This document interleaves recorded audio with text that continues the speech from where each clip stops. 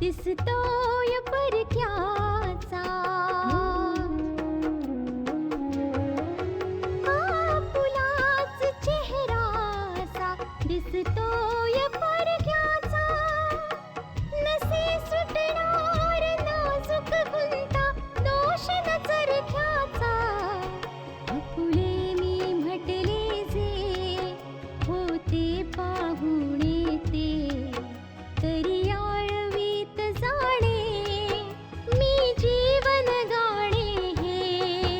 रेखा ही भाग्याची, रेखा ही भाग्याची, रेखा ही भाग्याची, रेखा ही भाग्याची. आतापर्यंत आपण पाहिलं नाना आशाच्या दुसऱ्या लग्नासाठी सिद्धांतच्या घरी बोलणी करण्यासाठी जातात, जिथे त्यांना अपमानित करून हाकलून दिलं जातं. नाना दुःखामध्ये बुडून जातात. कामिनी आणि आशिष नानांना सांभाळण्याचा प्रयत्न करतात. आशा आणि अजयवरच्या हल्ल्याची केस क्राईम ब्रांचला ट्रान्सफर झाली आहे आणि त्याचा तपास नव्याने सुरू झालेला आहे. आता पुढे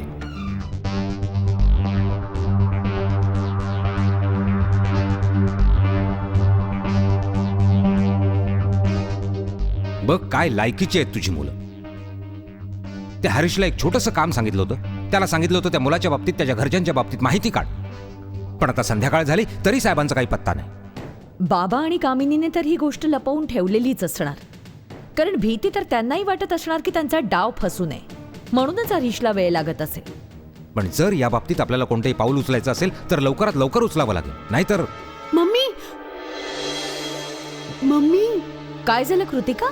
मी आता पल्लवी दिशी बोलले. तिने सांगितलं की मम्मी आशाचं लग्न मोडलंय. काय? हो मम्मी हो, हेच खरंय.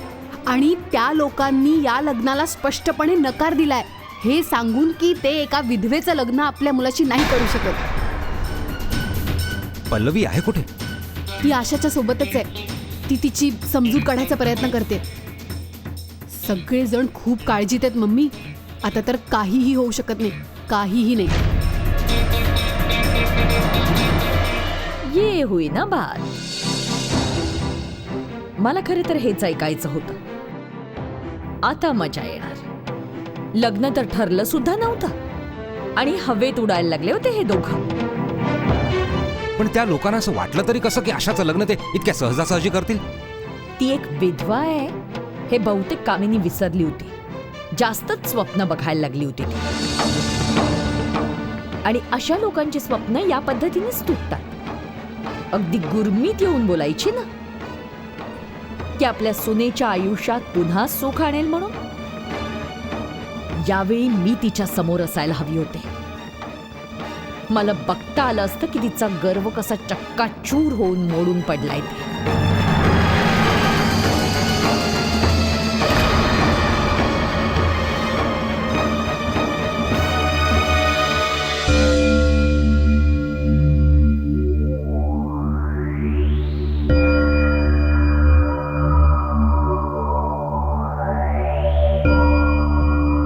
आंटी हे बघा, कसलाही विचार करू नका, कारण मला वाटतं हेच खरंय की माणसाने ठरवलेली प्रत्येक गोष्ट पूर्णच होते असं नाही.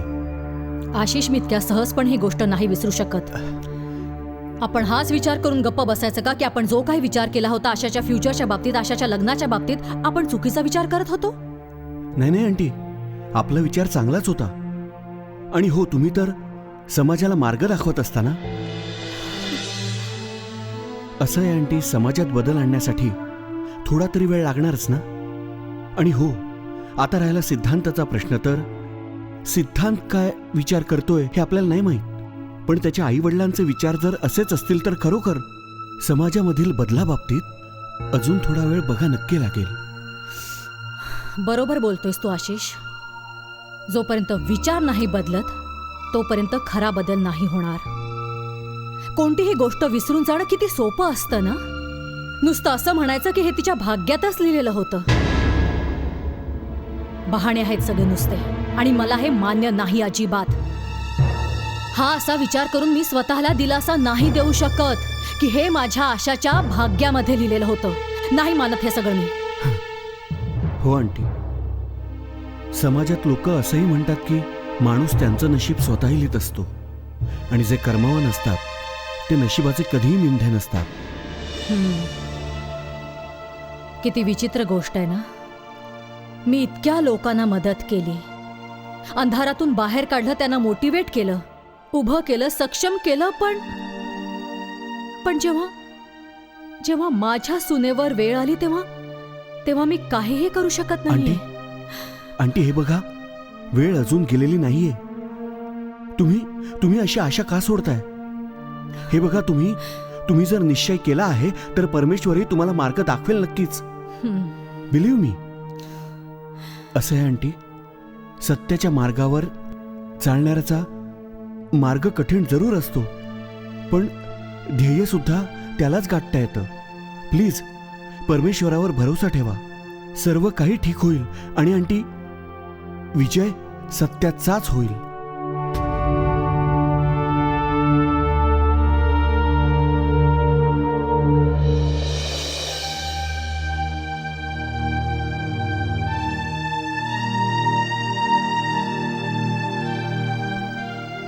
नमस्कार. नमस्कार. तू इथे? नाना, मी तुमची माफी मागायला आलोय. तुमच्या अपमानाबद्दल जो माझ्या घरातल्या लोकांनी केला. नाही बाळा, ह्याची काहीच गरज नाहीये.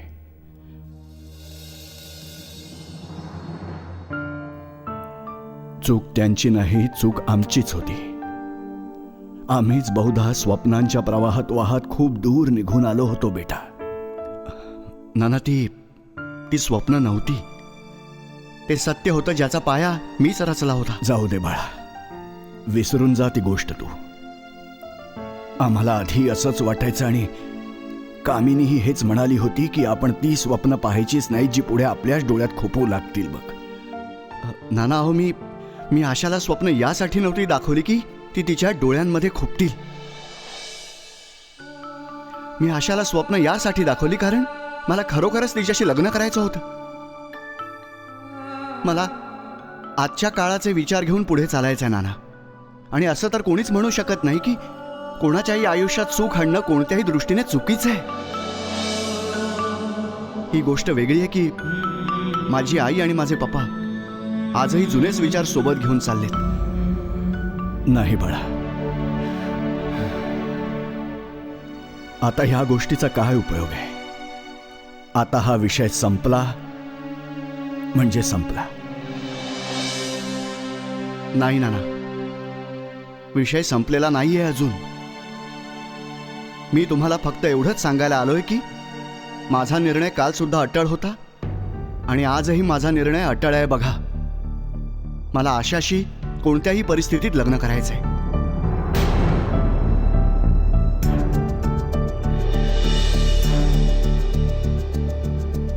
माझ्याकडे अशा प्रकारे पाहू नका नाना. मला माहिती आहे तुम्ही सर्वांनी माझ्या बाबतीत काय काय विचार केला असेल, पण मी गुन्हेगार अजिबात नाहीये नाना. मी आणि आशा नक्कीच लग्न करू. आणि मी तुम्हाला खात्री देतो की एकदा का आमचं लग्न झालं ना की माझ्या आई आणि पप्पांना आशाला स्वीकारावंच लागेल. नाना, माझ्यावर नाही तर आशावर तरी भरोसा ठेवा. नाना, आशामध्ये खरोखरच तो गुण आहे की ती कोणाचंही मन जिंकू शकते. मला आशाला माझी पत्नी असण्याचा अधिकार द्यायचा आहे, शिवाय तिला माझ्या घरची सून असण्याचा अधिकार द्यायचा आहे, आणि तिच्यापासून हा अधिकार कोणीही हिरावून नाही घेणार. नाही बाळा, तू तुझ्या घरच्यांच्या विरोधात जाऊन हे लग्न केलंस तर मग ते आम्हालाही आवडणार नाही. मग तुम्हाला असं वाटतं का नाना की निव्वळ माझ्या पप्पांना पसंत आहे म्हणून मी एका अशा मुलीशी लग्न करावं जी भारतीय नाहीच आहे मुली? काय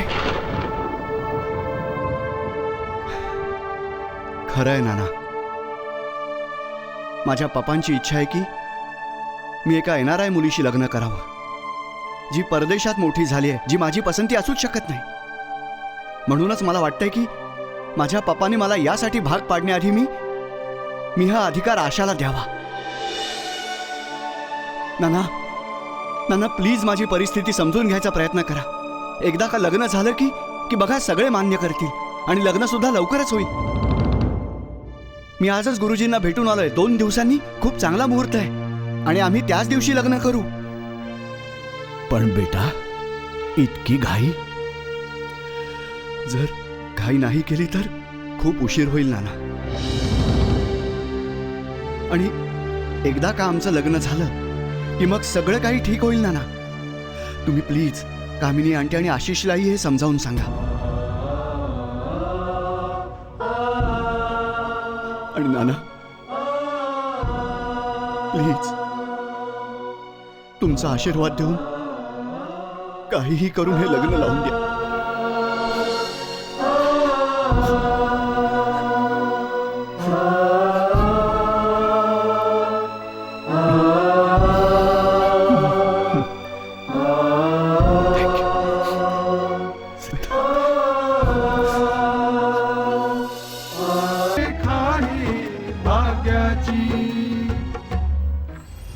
गायत्री, जाऊ दे ना तू. एक दिवस त्यांना त्यांच्या चुकीची जाणीव नक्कीच होईल. पतंगासारखे उडणारे दोर कापल्यावर जमिनीवरच पडतात. मम्मी, पल्लवी दीदी म्हणत होती आशाला सुद्धा या गोष्टीचा खूप त्रास झालाय. अगं, तिला स्वतःच असं काही डोकं नसणारच.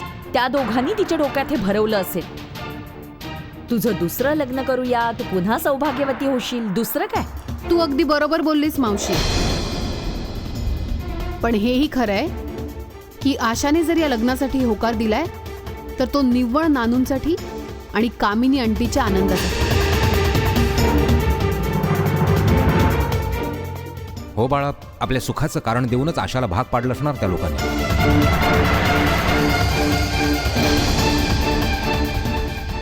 मी निघतो.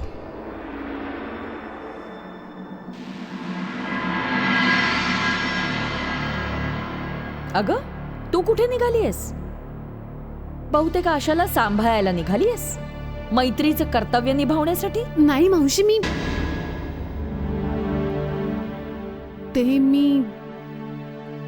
ते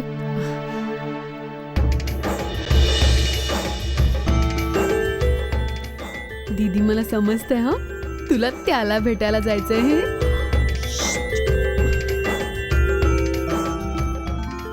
मावशी, मी विजयला भेटायला चालले.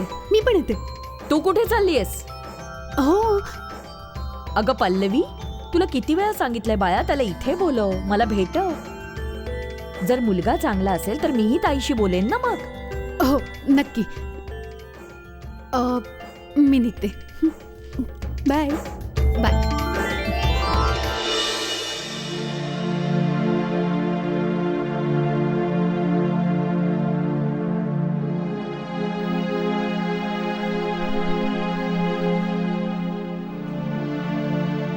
बाबा, सुखी राहा बाळा. काय झालं? तुम्ही फोन करून सांगितलं अचानक ये म्हणून. सगळं ठीक आहे ना? हो बाळा, घडलंच तसं विशेष आहे म्हणून तुला लगेच भेटणं गरजेचं होतं. सांगा ना, काय झालंय? हो, सांगतो. बस ना. आणि आशिष कुठे गेलाय? तो अगं देवळात गेलाय, कारण ही त्याची मनापासून इच्छा होती. म्हणूनच बहुधा देवाचे आभार मानायला गेलाय तो. बाबा बोला तर खरं, काय झालंय? बेटा, मला सिद्धांत भेटायला आला होता. बेटा, त्याच्या घरच्यांनी तर आशाला स्वीकारायला नकार दिला होता, पण सिद्धांतला आशाशी लग्न करायचं आहे. आपल्या घरच्यांच्या मर्जीच्या विरुद्ध? हो बेटा, तो मला याविषयीच भेटायला आला होता की 2 दिवसांनंतर एक खूप चांगला मुहूर्त आहे, म्हणून आपण आशाचं लग्न 2 दिवसांनंतर करून घ्यावं. आता ऐक बेटा, निर्णय आपल्याला घ्यायचा आहे की त्याचा हा निर्णय आपण मान्य करायचा की नाही.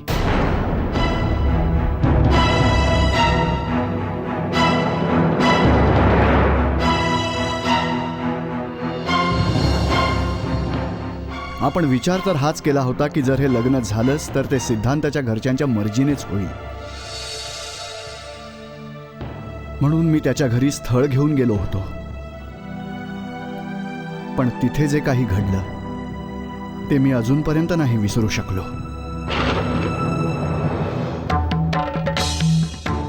माझ्या सिद्धांताचं लग्न त्या विधवा आशासोबत? पुऱ्या दुनियेत तुम्हाला आमचाच मुलगा मिळाला का? आमचं मन इतकंही मोठं नाहीये की एका विधवेला आणून आमच्या डोक्यावर बसवून ठेव. तुम्ही लोकांनी आमच्या मुलाला फसवून जाळ्यात ओढलंय. कोणी विधवा आमच्या घरची सून नाही होऊ शकत, अजिबात नाही. माझ्या भावासाठी एकापेक्षा एक सरस मुली मिळतील आणि तुम्ही एका विधवेला त्याच्या गळ्यात बांधायला लावतात. मला तर तुमच्यासारख्या लोकांची बोलणं सुद्धा गुन्हा वाटतो. उभे का राहिले तिथे? चालते व्हा इथून.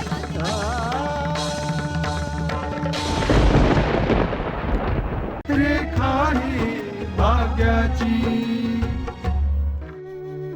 बेटा, त्या लोकांचे विचार तर हे होते की विधवेला जगायचा हक्कच नसतो,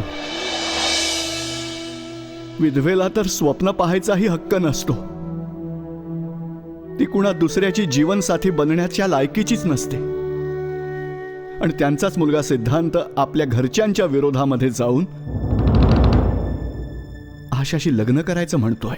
बाबा, आत्ताची जनरेशन जुन्या परंपरांवर विश्वास नाही ठेवत. मी जिथे कुठेही जाते बाबा, फक्त एकच गोष्ट सांगते बघा, की जर खरोखरच समाजाला बदलायचं असेल तर अशा तरुणांची गरज आहे ज्यांच्यात दम असेल समाजाला बदलण्याचा. सिद्धांताने तर आपला निर्णय घेतला आहे बेटा. आता तुला हा निर्णय घ्यायचा आहे की आपण त्याला काय उत्तर द्यायचं. बाबा, जर समाजाचा प्रश्न असता तर मी मोकळेपणाने बोलू शकले असते, कारण तिथे कोणतंही नातं नसतं हो. तिथे तर मी फक्त एक सोशल वर्कर असते. पण इथे आशा माझी स्वतःची सून आहे आणि माझी इच्छा नाही की माझा कोणताही निर्णय कोणत्याही आरोपाचं कारण बनावं. याच गोष्टीची भीती वाटते बाबा. बेटा, आशाचं आयुष्य पुन्हा फुलवण्यासाठी आपल्याला लोकांचे टोमणे, त्यांची बोलणी सर्व ऐकून घ्यायची तयारी ठेवावी लागेल. तुमचं म्हणणं बरोबर आहे बाबा. कधी कधी निर्णय घ्यायला उशीर केला तर आयुष्यातला गुंता आणखीनच वाढू शकतो. आणि मी माझ्या आशाच्या आयुष्यात आता कोणताही गुंता झालेला नाही बघू शकत. तुम्ही बोललात आशाशी या बाबतीत? नाही बेटा, मी आशाशी काहीच बोललेलो नाही. मला वाटलं की सगळ्यात आधी मी तुझ्याशीच बोलावं. बाबा, सिद्धांतच्या या अशा निर्णयामुळे ही गोष्ट तर क्लिअर झाली की सिद्धांत किती चांगला माणूस आहे. खूप चांगले विचार आहेत त्याचे. आणि हा जर कोणत्याही मुलीच्या जीवनाचा प्रश्न असता ना, तर मी सांगितलं असतं की आपण हा निर्णय मान्य करायला हवा. म्हणजे तुझा सुद्धा निर्णय हा आहे की आपण सिद्धांताचं म्हणणं मान्य करायला हवं? हो बाबा. जर तुमची काही हरकत नसेल तर तुम्ही सिद्धांतला सांगून टाका की आपल्याला हे लग्न मान्य आहे. बेटा, त्याआधी आपण आशाशी तरी एकदा बोलून घ्यायला पाहिजे. हो बाबा, मी जाऊन आशाशी बोलेन याविषयी. बाबा, जर तुम्ही पण सोबत आला असतात तर मला जरा धीर आला असता. आपण दोघं मिळून तिला समजावलं असतं.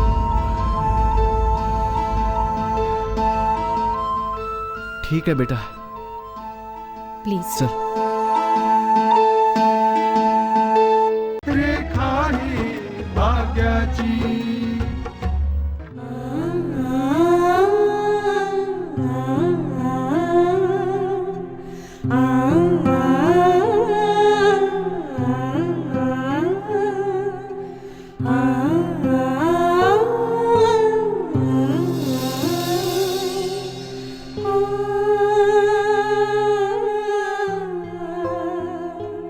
काय करतेस बाळा?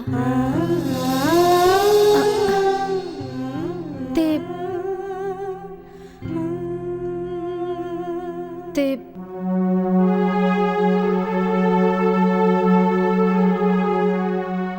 अजयचा फोटो बघत होते. विचार करत होते अजय कसा असेल पूर्वी.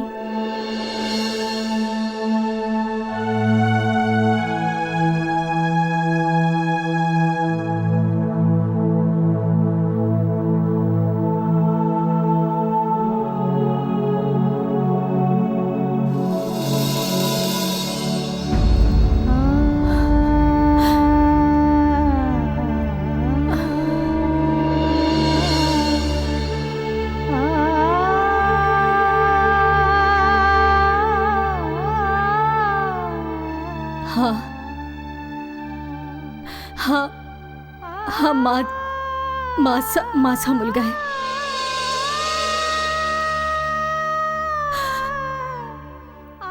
बहुतेक यालाच आयुष्य म्हणतात की मी जन्म दिला याला. पण आज मी जिवंत आहे.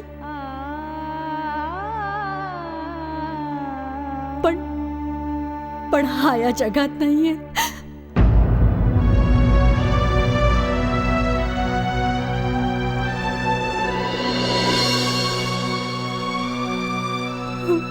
बाळा, मला फक्त एकच गोष्ट सांगायची आहे तुला की असं फोटो बघून मनाला दिलासा मिळू शकतो, पण कोणाच्याही आयुष्यात सुख नाही आणलं जाऊ शकत. ही वेळ तर निघून जाईल, पण एका फोटोच्या आधाराने तुला तुझं आयुष्य नाही घालवता येणार बघ. हो बेटा, हे सुद्धा भाग्य रेषांमध्येच लिहिलेलं असतं की कोण कोणासोबत आयुष्य घालवणार. मी काही समजले नाही नानू. एकदा तुम्ही सगळे म्हणालात म्हणून मी होकार तर दिला, पण काय झालं नानू? तुम्हा सर्वांचे प्रयत्न निष्फळ ठरले.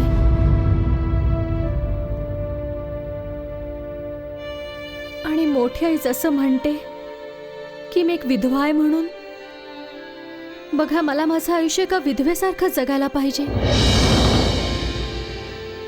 सरते शेवटी त्यांचं म्हणणं खरंच ठरलं ना. मी कॉलेजमधूनही माहिती काढण्याचा प्रयत्न केला होता पप्पा, पण त्या वर्षी सिद्धांत नावाचा कोणी मुलगा कॉलेजमध्ये नव्हताच मुळी. तुझ्याच्याने काही होऊ शकत नाही हरीश. काही कामाचा नाहीयेस तू. आजपर्यंत बहाणे करण्याव्यतिरिक्त तू काही केलंयस? जर आशा आणि सिद्धांताचं लग्न ठरलं असतं ना, तर ही गोष्ट दूरपर्यंत पसरली असती की आशा या घरची सून होणार आहे, आणि मग या गोष्टीकडे पोलिसांचंही लक्ष गेलं असतं.